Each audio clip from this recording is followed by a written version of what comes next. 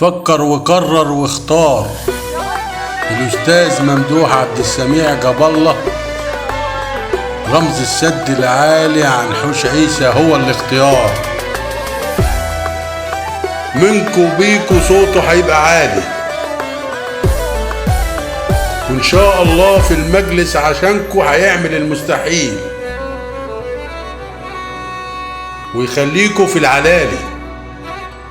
طول عمره محبوب للشباب ويشهد على الكلام قرية الشقاف.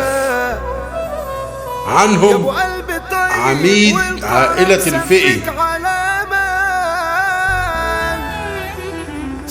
والأستاذ كارم الفقي وشهرته أبو شمس. اختيارهم ليه لأنه محترم ومقامه عالي ونفسهم يبقوا معاه دايما في العلالي.